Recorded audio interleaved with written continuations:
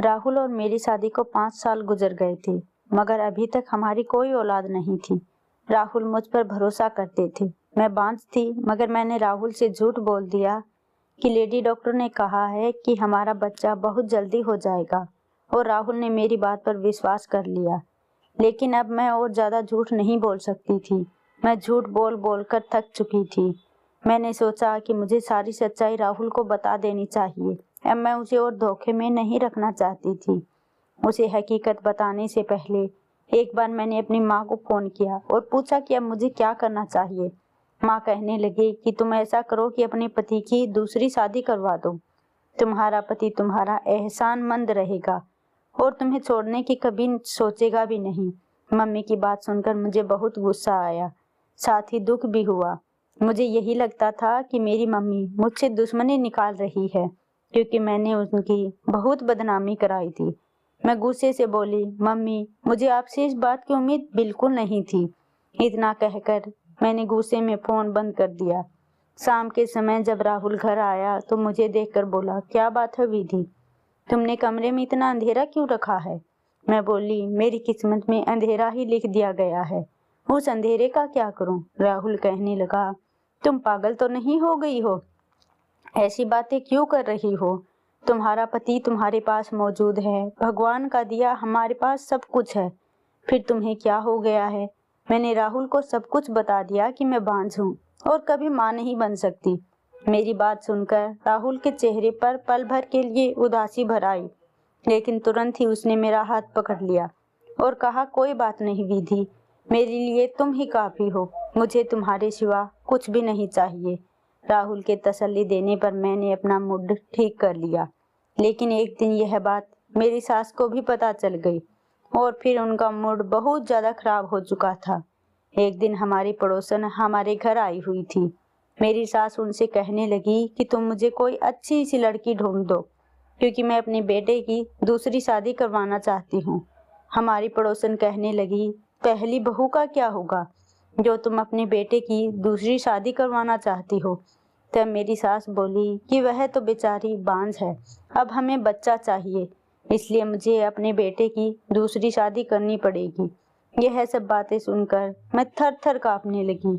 जब राहुल घर आया तो मैंने रोकर उसे सारी बात बताई। राहुल ने मेरा हाथ पकड़ा और मुझे कमरे से बाहर ले गया और माँ के पास खड़ा करके बोला, माँ, विधि के अलावा मैं किसी और लड़की के बारे में सोच भी नहीं सकता, और मुझे बच्चों से ज्यादा अपनी पत्नी से मोहब्बत है, इसलिए आज के बाद मेरी दूसरी की शादी की चर्चा भी मत करना। और सास ने गुस्से में सर झटका और कहने लगी, मैंने तो आज तक ऐसा आदमी नहीं देखा जो अपनी बांझ पत्नी के इस कदर नखरे उठाता हो। जबकि राहुल की बातें सुनकर मेरा हौसला बढ़ गया था। मैं बहुत ज़्यादा खुश हो गई थी कि मुझे कितना प्यार करने वाला पति मिला है। मैंने दिल ही दिल में भगवान को धन्यवाद किया कि राहुल का प्यार मेरे लिए ऐसे ही बनाए रखना। रात हुई तो मैंने सोचा कि राहुल को चाय बनाकर दे दूं। मैं चाय बनाने किचन में आई तो मेरी सास के कमरे से आवाज़ आ रही थी। मैं अपना नाम सुनकर चौंक गई। मैंने गौर किया तो वह अपनी बेटी को फ़ोन करके कह रही थी कि तुम चिंता मत करो, मैं विधि को तलाक दिलवाकर राहुल की दूसरी शादी करूंगी। तुम ऐसा करो कि उसके लिए कोई अच्छी सी लड़की ढूंढना शुरू कर दो। यह बातें सुनकर मेरे दिल को बहुत दुख हुआ। मैं चाय बिना बनाए ही कमरे में लौट आई। मुझे अब अपनी मम्मी का ख्याल आया, मगर पिछली बार उन्होंने जो सलाह मुझे दी थी वह मुझे बिल्कुल अच्छी नहीं लगी। वह भी मेरी सास की तरह ही मेरे पति की दूसरी शादी करवाना चाहती थी।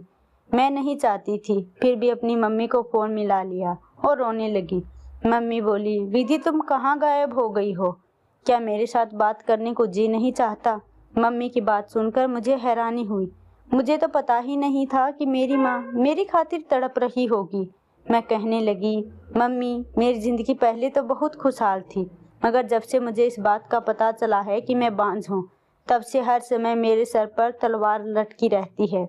मेरी सास ने पड़ोसन से कहा कि मेरे बेटे के लिए रिश्ता ढूंढो, तो कभी अपनी बेटी से कहती है कि इस बार मैं बहू अपनी पसंद की लेकर आऊँगी, तुम अपने भाई के लिए रिश्ता ढूंढो।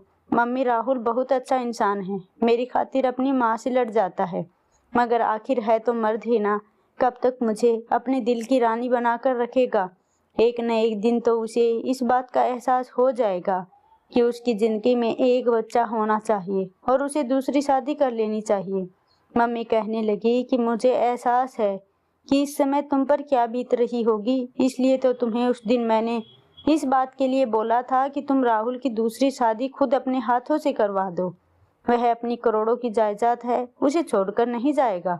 जाहिर सी बात है, उसे वारिस तो चाहिए। आज नहीं तो कल वह दूसरी शादी के बारे में जरूर सोचने लगेगा। अगर तुम्हारे पति ने अपनी मर्जी के लड़की से शादी कर ली तो फिर सोचो तुम्हारा क्या होगा। मेरी मानो तो किसी गरीब घर की लड़की से शादी करवा दो। वह तुमसे दब कर रहेगी और तुम्हारी एहसानमंद भी रहेगी और कभी भी तुम्हारी जगह हासिल करने की कोशिश नहीं करेगी। बच्चे पैदा करेगी तो तुम भी बराबर की माँ कहलाने की हकदार होगी। मम्मी की बात सुनकर मुझे लगा कि वह बिल्कुल ठीक कह रही है। मैं बोली, मम्मी आपकी नज़र में कोई लड़की हो तो मुझे जरूर बताना। मैंने सोच लिया था कि राहुल की दूसरी शादी कराए बगैर मेरा अब इस घर में गुजारा मुमकिन नहीं था। हालांकि मेरे दिल पर यह बात किसी कयामत की तरह गुजर रही थी कि मैं खुद अपने हाथों से अपने पति की शादी कैसे करवा सकती थी, लेकिन यह मेरी मजबूरी थी और मुझे राहुल पर विश्वास था कि राहुल का प्यार मेरे लिए कभी कम नहीं होगा। इसलिए मैं घर वालों से चोरी चुपके राहुल के लिए लड़के ढूंढने लगी। मैं गांव की रहने वाली लड़की थी, गांव के चौधरी और सरपंच की इकलौती बेटी थी। मेरे माता पिता और भाई मुझ पर जान छिड़कते थे। मेरी जिंदगी बहुत ही खूबसूरत थी, मगर मुझे सिर्फ एक बात की कमी थी और यह थी कि मेरा रिश्ता मेरे माँ बाप ने बचपन में ही तय कर रखा था और जिस लड़के से मेरा रिश्ता तय था उसका नाम सैम था। उसने आज तक स्कूल की शक्ल नहीं देखी थी, जबकि मैंने इंटर किया हुआ था। हमारे गांव की लड़की अगर इंटर पास कर ले तो बहुत बड़ी बात मानी जाती थी। और फिर सैम बहुत ही अजब किस्म का आदमी था। बात करने का ढंग नहीं आता था। सैम को अच्छे बुरे तक की तमीज नहीं थी। गांव की हर दूसरी लड़की के साथ उसका चक्कर चलता था। उसकी हीन हरकतों की वजह से मुझे उससे नफरत हो गई। मैं मम्मी पापा से बात करती तो वे कहते कि कोई बात नहीं, सैम अभी बच्चा है, खुद ही संभल जाएगा। खैर, कुछ साल पहले ही मेरे बड़े भाई ने गांव में अस्पताल बनाने के लिए एप्लीकेशन दी हुई थी। उन्हीं दिनों में एक टीम गांव में आई और जमीन का परीक्षण कर रही थी। फिर गांव में एक बहुत बड़े अस्पताल की बुनियाद डाली गई। वहां सब लोग ही पापा के घर में रहते थे। कुछ दिन बाद टीम वापस चली गई, मगर एक इंसान ऐसा था जो वापस नहीं गया और उसका नाम राहुल था। उसे गांव की हवा बहुत अच्छी लगती थी, इसलिए उसने पापा से अनुमति लेकर कुछ दिन यहाँ रहने का इरादा बना लिया। एक दिन मैं अपनी सहेलियों के साथ निकली तो मेरी नज़र राहुल पर पड़ी। पहली ही नज़र में राहुल मुझे भा गया। राहुल की आंखों की चमक बता रही थी कि मैं भी उसे पसंद आ गई हूँ। और फिर अगली बार मैं राहुल से मिलने चली गई। वह मुझे देखकर मुस्कुरा दिया और कहने लगा कि मुझे भी आपका इंतजार था। उसने मुझे अपना मोबाइल नंबर दे दिया। मैंने मम्मी के फ़ोन से उसे फ़ोन किया और हम दोनों में मोहब्बत बढ़ने लगी। वह कहने लगा कि मैं तुम्हें अपनी ज़िंदगी में शामिल करना चाहता हूँ। तो मैंने उसे अपने मंगेतर के बारे में सब कुछ बता दिया। वह मेरी बात सुनकर बहुत हैरान हुआ और कहने लगा, वह तो बहुत ही अजीब इंसान है। उसके साथ मैं 2 मिनट खड़ा रहकर भी बता सकता हूँ। तुम उसके साथ पूरी जिंदगी कैसे गुजारोगी? मैंने राहुल से कहा कि तुम अपना रिश्ता लेकर मेरे घर आओ। हो सकता है मेरे माँ बाप को मुझ पर तरस आ जाए। राहुल ने हामी भरी और वापस शहर चला गया और फिर पूरे हफ्ते बाद अपनी बहन और अपनी माँ के साथ वापस लौटा। उसने मेरा हाथ मांगा, मगर मेरे पापा ने मना कर दिया। मैं बहुत बेचैन हो गई। मैं रोती रहती थी। मेरी भाभी और मम्मी मेरी दिलजोई करने की कोशिश किया करती। एक दिन मैंने पापा से बात करने का फैसला लिया। मैंने उनसे कहा कि मैं सैम से शादी नहीं कर सकती। पापा ने मेरे सर पर हाथ रखा और बोला, बेटा, मैंने सैम की माँ को जुबान दे रखी है और वह इस दुनिया में नहीं है। मैं सैम की माँ से किया हुआ वादा इस तरह नहीं तोड़ सकता। पापा की बात सुनकर मुझे बहुत दुख हुआ। मेरी आंखों में आंसू आ गए। पापा कहने लगे, कोई बात नहीं, वैसे सैम वक्त के साथ ठीक हो जाएगा। औरत अगर अच्छी और वफादार हो तो बदचलन लड़का भी ठीक कर लेती है। पापा यह कहकर बाहर निकल गए। मैंने उसी समय राहुल को फ़ोन किया। मैं बुरी तरह से रो रही थी। वह कहने लगा, तुम चिंता मत करो, मैं तुम्हें इस तरह से बर्बाद नहीं होने दूंगा। मैं तुम्हें लेने आ रहा हूँ। और फिर मैं राहुल के साथ शहर चली गई। मुझे मालूम था कि मेरे पापा की बहुत बदनामी होगी, मगर मैं मजबूर थी और राहुल को खोना नहीं चाहती थी। राहुल ने मेरे साथ शादी की और मुझे अपने घर ले गया। मगर जब राहुल की माँ को इस बात का पता चला कि राहुल मुझे घर से भगा कर लाया है, तो वह कहने लगी, बेटा तुम गांव के चौधरी का मुकाबला नहीं कर सकते। मुझे डर है कि वह तुम्हें कोई नुकसान ना पहुंचा दे। राहुल भी एक करोड़पति बाप का बेटा था, मगर मेरी सास पुराने विचारों की थी। उन्होंने घर से भागी हुई लड़की को बहू के रूप में स्वीकार नहीं किया था। उन्होंने मेरे और राहुल के बीच फूट डुलवाने की हर मुमकिन कोशिश की, लेकिन राहुल एक अच्छा पति साबित हुआ। जिंदगी के हर मोड़ पर उसने मुझे इज्जत दी। यह भी भगवान की कृपा थी कि मेरे पापा और भाइयों ने मेरा पीछा नहीं किया था, नहीं तो मेरी जिंदगी नरक बन जाती। खैर, नरक तो अभी भी बनी हुई थी, क्योंकि मुझे इस बात का पता था कि मैं बांझ हूँ और बच्चा पैदा नहीं कर सकती। मुझे यही ख्याल आता कि मेरे साथ यह सब मेरे माँ बाप की बद्दुआ का नतीजा तो नहीं। खैर, मैंने अपने पति की दूसरी शादी करवाने की सोच ली। मैं अपनी सास की जिद के आगे अपनी जिंदगी तबाह नहीं होने देना चाहती थी। इसलिए मैंने अपनी सास से चोरी छुपे मोहल्ले की एक औरत को कुछ पैसों के बदले अपने साथ मिला लिया। मैंने उससे कहा कि तुम मुझे किसी मजबूर गरीब लाचार सी लड़की का रिश्ता ला कर दो और इस बात का पता किसी को नहीं चलना चाहिए। उस औरत ने बड़े ही गुप्त रूप से मुझे अपने घर बुलाया और मेरे सामने लड़की की तस्वीर रखी, तो मैं उसकी खूबसूरती देखकर दंग रह गई। ऐसे लगता था कि जैसे वह चांद का टुकड़ा है। रिश्ता करने वाली औरत कहने लगी कि यह लड़की अनाथ है और अपने चाचा चाची के साथ रहती है। वह चाहते हैं कि यह जल्दी से जल्दी अपने घर की हो जाए। मैं तो लड़की की तस्वीर देखकर बोली, आंटी मैं कभी अपने पति की शादी इस लड़की से नहीं करूंगी। इस लड़की की खूबसूरती देख मेरा पति तो इसके इश्क में पागल ही हो जाएगा। वह औरत कहने लगी, बेटा यह रिश्ता बहुत ही अच्छा है, इसको हाथ से मत जाने दो। यह बहुत ही सीधी सादी लड़की है, तुम्हारे सामने दबकर रहेगी। मेरा तो जी नहीं मान रहा था, मगर मैंने उसे मीना नाम की लड़की का रिश्ता स्वीकार कर लिया। मैं तस्वीर लेकर घर पहुंची तो बड़ा अजीब समंदर देखने को मिला। मेरा पति सोफे पर बैठा हुआ था। मेरी सास और ननद उसके सामने बैठी हुई थी। मेरी ननद बोली, भाई आप एक बांझ लड़की के साथ जिंदगी क्यों गुजारना चाहते हैं? मैंने और मम्मी ने तुम्हारे लिए बहुत अच्छी लड़की देखी है, तुम मुझसे शादी कर लो। जिस पर राहुल बोला, आप दोनों बस भी करो, मैंने पसंद की शादी करके कोई बड़ा जुर्म नहीं कर लिया कि आप मुझे हर वक्त ताने देते रहते हैं। मैंने आपसे कह दिया है कि मैं विधि के अलावा किसी से शादी नहीं करूंगा। वह मेरी पत्नी है और मरते दम तक पत्नी रहेगी। जहाँ सास और ननद की बातों ने मेरा दिल छलनी कर दिया, वहीं राहुल की बातें सुनकर मुझे बहुत हिम्मत मिली थी। मैं उनसे कुछ बोले बिना ही कमरे में चली गई। थोड़ी देर बाद राहुल भी मेरे पीछे आ गया और कहने लगा, तुम मम्मी और दीदी की बातों का बुरा मत मानो और उनकी बातों को दिल पर मत लेना। मैं बोली, अब दूसरी शादी कर लें। राहुल मेरी बात सुनकर हैरान हो गया। वह कहने लगा, मैं ऐसा नहीं कर सकता। मैंने कहा, मैं आपको दूसरी शादी की इजाज़त दे रही हूँ, मगर आप मेरी पसंद की लड़की से ही शादी करेंगे, अपनी माँ की पसंद की लड़की से नहीं। राहुल कहने लगा, तुम्हारे अलावा मैं किसी और को स्वीकार नहीं कर सकता, फिर चाहे वह तुम्हारी पसंद की हो या मेरी मम्मी की पसंद की। मैं बोली, मुझे बच्चों की इच्छा है, आपकी शादी हो जाएगी तो हमारे घर में बच्चे भी हो जाएंगे, मेरी तरसी हुई ममता को सुकून मिल जाएगा।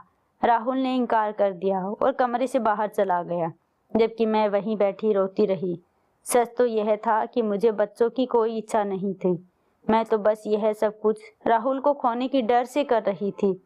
खैर, कुछ दिन मेरे और राहुल के बीच नाराजगी रही, मगर मैंने उसे रो रो कर दूसरी शादी के लिए तैयार कर ही लिया। मगर मैं खुश नहीं थी। मीना को अपनी सहेली बना लिया और जिस दिन मीना मेरी सौतन बनकर मेरे घर आई, मेरी सास ने खूब हंगामा मचाया। उन्होंने राहुल के साथ लड़ाई भी की। कम से कम दूसरी शादी तो मेरी मर्जी से कर लेते। सास को जलता देखकर वैसे मुझे बहुत सुकून नहीं मिल रहा था। मैं पूरी रात रोती रही। यह ख्याल मेरी रूह को छलनी करने के लिए काफ़ी था कि जिस इंसान की आंखों में सिर्फ मेरे लिए मोहब्बत हुआ करती थी, वह आज किसी और को देखकर मुस्कुरा रहा होगा। पूरी रात करवटें लेते लेते गुजार दी। सुबह हुई तो मैं जल्दी से अपने कमरे से निकल आई, क्योंकि मैं राहुल से मुलाकात करना चाहती थी, मगर वह तो दिन के 12 बज जाने पर भी कमरे से बाहर नहीं निकला। मैंने अपनी सौतन मीना से पूछा तो वह कहने लगी कि राहुल तो सो रहे हैं।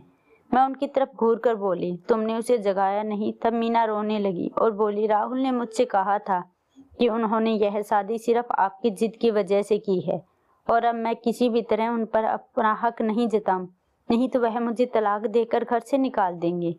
मैं आपसे माफ़ी मांगती हूँ, मैं उन्हें जगाने की हिम्मत नहीं कर सकती। अगर उन्होंने मुझे घर से निकाल दिया तो मैं कहाँ जाऊँगी? रिश्ते करने वाली आंटी ने सच में मुझे बहुत सी मजबूर लड़की ढूंढ कर दी थी।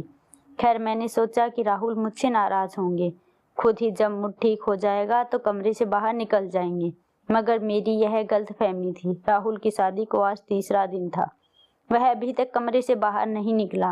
मुझे अब अजीब सा ख्याल आने लगे थे, इसलिए एक दिन जब मीना किचन में बिजी थी तो मैं उसके कमरे में चली गई। राहुल अपने मोबाइल पर बिजी था।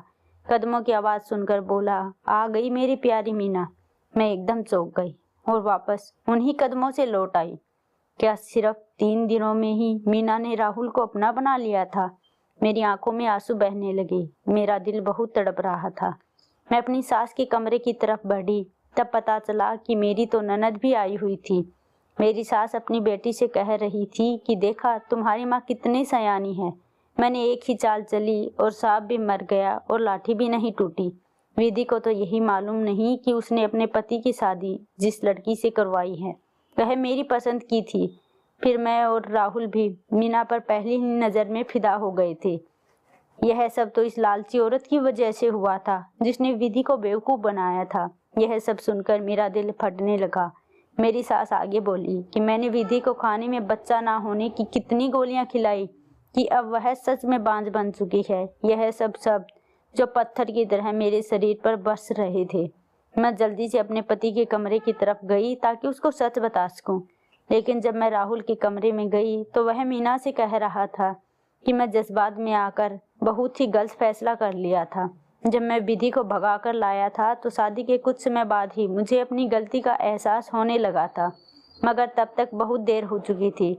विधि के भाइयों को पता चल चुका था कि वह मेरे साथ आई है, इसलिए वह फ़ोन करके मुझे धमकाते रहते कि हमारी बहन घर से भागी जरूर है, मगर वह अभी अकेली नहीं है। अगर तुमने हमारी बहन का ख्याल नहीं रखा तो तुम्हारा अंजाम बहुत बुरा होगा। मैं वहाँ रह कर आया था, मुझे पता था कि वे लोग कितने खतरनाक हैं। मैं विधि को छोड़ने का सोच नहीं सकता था। अब मम्मी ने मोहल्ले की एक औरत के साथ मिलकर मेरी पत्नी को पागल बनाया और उसी के हाथों मेरी शादी तुम्हारे साथ करवा दी। और मेरी जान मीना, तुम पर पहली ही नज़र में तुम मुझे भाग गई। जिनकी भर अब तुम मेरे साथ रहोगी। मैं यह क्या सुन रही थी? यह वही राहुल था जिसकी वजह से मैंने खुद को दांव पर लगाया। मैं दबे पांव राहुल के कमरे में चली गई। वह मुझे सामने देखकर हैरान हो गया। उसे शायद उम्मीद नहीं थी कि मैं उसका राज इतना जल्दी जान लूंगी। मैं बोली, राहुल अगर छोड़ना ही था तो यूं ही छोड़ देते। मुझे बांध बनाना जरूरी था क्या? किसी इंसान से भगवान की दी हुई सौगात छीन लेना उसका खून कर देने के बराबर होता है। तुम सब ने मिलकर मुझे बेमौत मार दिया। इतना कहकर मैं उसके कमरे से निकल आई। वह मेरे पीछे आया। कमरे का दरवाजा खटखटाता रहा, मगर मैंने दरवाजा नहीं खोला। फिर उसी रात मैं राहुल के घर से और उसकी जिंदगी से हमेशा के लिए निकल आई थी। मैं अब अनाथ आश्रम में रहने लगी। मैंने राहुल से कभी तलाक नहीं ली, क्योंकि मुझे अब किसी भी मर्द पर विश्वास नहीं था। तो फिर तलाक लेने का क्या फ़ायदा? मैं मम्मी से फ़ोन पर बात कर लिया करती, वह मुझसे मिलने भी आती और वह मुझे घर ले जाना चाहती थी, मगर मुझमें इतनी हिम्मत नहीं थी कि मैं अपने भाइयों और बाप का सामना कर सकूं। एक दिन अपनी किस्मत पर बैठी आंसू बहा रही थी, तभी बाहर बैठा गार्ड मेरे पास आया। उसके हाथ में एक लिफाफा था और कहने लगा, मैडम जी, यह लिफाफा एक आदमी आपके लिए देकर गया है। उस लिफाफे पर नजर पड़ते ही मुझे पहला ख्याल राहुल का आया और इसी ख्याल के साथ बेइतिहासा नफरत मेरे दिल में उभरने लगी। अब तो मुझे राहुल नाम से ही नफरत हो गई। खुद पर हंसी आती कि कभी मैंने राहुल को दिल और जान से चाहा था। जी चाहा कि उस लिफाफे को उठाकर अभी फेंक दूं, और अपने इस ख्याल को पूरा करने के लिए मैं आगे बढ़ी। लेकिन फिर मैंने सोचा कि राहुल इतना कब से मेहरबान हो सकता है कि वह मुझे गिफ्ट भेजे। वह तो अपनी मीना में खोया हुआ है और जो कुछ उसने और उसकी माँ ने मेरे साथ किया, उसके बाद तो मैं राहुल से किसी बात की कोई उम्मीद नहीं रख सकती थी। कुछ सोचकर मैंने वह लिफाफा उस गार्ड से लिया और अंदर कमरे में बैठकर जब लिफाफा खोसा तो मेरी सांस ऊपर की ऊपर और नीचे की नीचे रह गई, क्योंकि इसमें वही रंग बिरंगी कांच की चूड़ियां थीं जो कभी सैम ने मुझे दी थी और मैंने उन्हें पैरों से मसल दिया था। उन चूड़ियों को देखते ही सैम का चेहरा मेरे सामने घूम गया कि हो ना हो यह चूड़ियां सैम ने मुझे भेजी हैं। मैं फौरन दरवाजे की तरफ भागी और गार्ड से पूछा कि यह चूड़ियां तुम्हें किसने दी? तो उसने बताया कि जिस आदमी ने यह चूड़ियां दी वह तो कब का जा चुका है, लेकिन साथ ही साथ उस आदमी ने कहा था कि अगर विधि मैडम इन चूड़ियों को छोड़ दे तो तुम इन कांच की चूड़ियों के टुकड़ों को संभाल कर रख लेना और मुझे दे देना। और यह टूटी हुई कांच की चूड़ियों के टुकड़े मेरी पूरी जिंदगी की पूंजी है। सैम अचानक ही मेरे लफ्ज फड़फड़ाए। मेरी आंखों में आंसू बह रहे थे। लोपर और लापरवाह सैम का चेहरा मेरी आंखों के सामने घूमने लगा। क्या सैम को मैं अभी भी याद थी? क्या सैम अभी भी मुझसे मोहब्बत करता था? लेकिन अब मैं किसी पर विश्वास नहीं कर सकती थी। मैं कांच की चूड़ियों को अपने हाथ में थामे वापस अपने कमरे में आ गई। अगले दिन जब मेरी माँ मुझसे मिलने आई तो मैंने सैम के बारे में पूछा और सैम के बारे में जो कहानी मेरी माँ ने सुनाई उसे सुनकर मेरा दिल तड़प उठा। मेरी माँ ने बताया कि जिस दिन तुम राहुल के साथ भाग गई थी उस दिन सैम बहुत रोया। उसकी चीखों से पूरा गांव अपना दिल थाम के रह गया। वह चीख चीख कर बस तुम्हारा ही नाम पुकार रहा था। माँ ने बताया कि तुम्हारे जाने के बाद वह एकदम बदल गया। उसने अपने बाप की सारी जमीन को बेचकर गांव में एक स्कूल खुलवाया था। उसे लगता था कि तुम उसे अनपढ़ होने की वजह से छोड़कर गई। स्कूल में टीचर रखकर उसने गांव के बच्चों को फ्री में पढ़ाना शुरू कर दिया। साथ ही साथ शहर में अपना एक बिजनेस भी खड़ा किया जो धीरे धीरे तरक्की करता गया। और अब भगवान की कृपा से सैम के पास कोई पैसों की कमी नहीं है, लेकिन जितना ही उसके पास पैसा है उतना ही वह गरीबों को दान कर देता है। वह कहता है कि मैं इतने सारे पैसों को अपने पास रखकर क्या करूँगा जब मेरी विधि ही मेरे पास नहीं है। ना हंसता है ना बोलता है, बस चुपचाप अपने आप में खोया रहता है। जब तुम्हारे पापा और मैं उसे देखते हैं तो हमें एहसास होता है कि उसी इस हालत का जिम्मेदार हमारी बेटी है। सैम के बारे में यह सब सुनकर मेरी आंखों में आंसू बह रहे थे। जल्द से जल्द मैं सैम से मिलना चाहती थी। पता नहीं क्यों मेरा दिल सैम से मिलने के लिए मचल उठा। मैंने मम्मी से कहा कि मैं सैम से एक बार मिलना चाहती हूँ। मेरी बात सुनकर मेरी माँ की आंखों में चमक आ गई। कहने लगी, विधि अगर तुम चाहो तो सैम के साथ अपनी जिंदगी की शुरुआत कर सकती हो। वह भी तुम्हारे इंतजार में है। लेकिन मैं अब सैम के काबिल नहीं थी। मैं तो एक बांझ बन गई थी और एक शादीशुदा औरत थी। लेकिन एक बार सैम से मिलकर उससे माफी मांगना चाहती थी जो मैं उसकी मोहब्बत को पहचान नहीं पाई और राहुल को हीरा समझकर पत्थर से सर बैठी। मैं मम्मी के साथ सैम के घर पहुंची। उस समय सैम अपने घर में नहीं था। नौकर ने मुझे बाहर हॉल में बैठा दिया। मम्मी और मुझे काफी देर हो गई लेकिन सैम अभी तक नहीं आया। मैं फिर से नौकर से पूछकर सैम के कमरे में चली गई। साफ सुथरा कमरा कहीं सैम का नहीं लग रहा था। ऐसे लग रहा था कि यह किसी बहुत ही पढ़े लिखे इंसान का कमरा है। मेरी आंखों में आंसू बह रहे थे और पता ही नहीं चला कि कब सैम मेरे पीछे आकर खड़ा हो गया। और जब उसने विधि कहकर पुकारा तो मैं पलटी। वह तो बिल्कुल पहचान में नहीं आ रहा था। वह सालों पहले वाला सैम कहीं खो गया था। मेरे सामने एक सज्जन व्यक्ति खड़ा था जिसे देखकर कह नहीं सकते थे कि वह अनपढ़ है। मैं रोती हुई अचानक ही सैम के सीने से जा लगी। मैंने सारी मर्यादाएं तोड़ दी। मैं यह भूल गई थी कि मैं शादीशुदा हूँ और सैम से मेरा कोई संबंध नहीं है। सैम बहुत देर तक यूं ही खड़ा रहा और मैं सैम के सीने से लगकर रोती रही। मेरे मुंह से बस यही शब्द निकल रहे थे कि सैम मुझे माफ कर दो, मैंने तुम्हारा दिल बहुत दुखाया है। शायद इसलिए भगवान ने मुझे इतनी बड़ी सजा दी। बहुत देर बाद सैम ने मेरे सिर पर हाथ रखा और कहा, विधि मैंने तुम्हें कभी कसूरवार ठहराया ही नहीं। गलती मेरी ही थी जो मैं तुम्हारी उम्मीदों पर खरा नहीं उतरा। मैं आंसू पूछती हुई सैम के सीने से अलग हुई। थोड़ी देर बाद सैम बोला कि विधि मेरे दिल के दरवाजे अभी भी मैं तुम्हारे लिए खुले हैं और मेरे दिल में तुम्हारे सिवा कोई और लड़की नहीं है। चाहो तो अंदर झांक कर देख सकती हो। एक पल के लिए सैम के चेहरे पर वही शरारत दिखाई दी जो 5 साल पहले लापरवाह सैम के चेहरे पर हुआ करती थी। मैंने रोते हुए कहा कि सैम अब मैं तुम्हारी काबिल नहीं रही। मैं राहुल की त्यागी हुई पत्नी और एक बांझ औरत हूँ।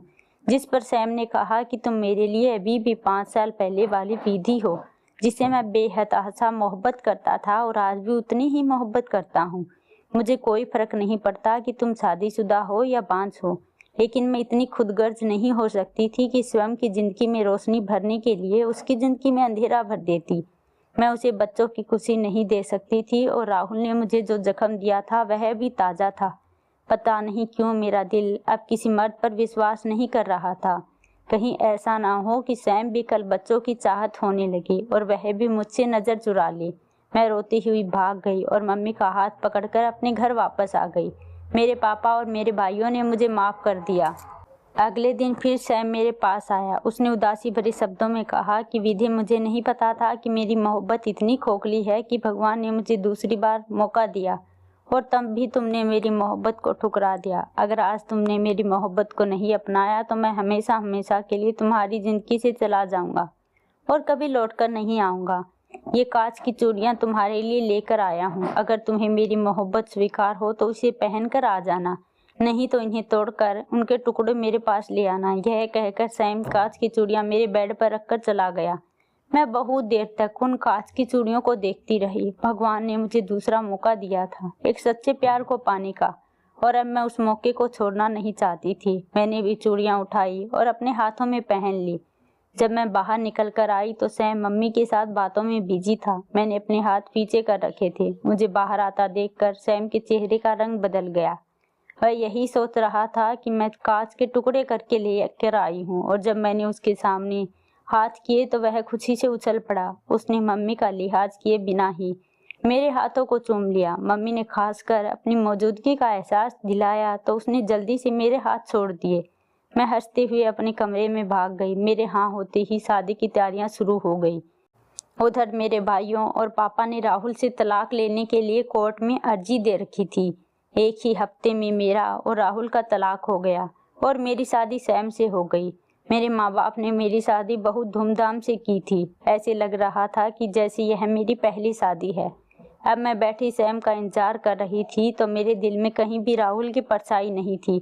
बस सैम के नाम से ही दिल धड़क रहा था, और अंदर सैम कमरे में आया तो मैं सिमट कर बैठ गई। ऐसे ही सैम की मोहब्बत के सहारे 1 साल गुजर चुका था। मैंने सैम को अपनी और राहुल की कहानी सुना दी। सैम ने मेरा इलाज करवाना शुरू किया और डॉक्टर ने मुझे उम्मीद दिखाई कि इलाज के बाद मैं माँ बन सकती हूँ।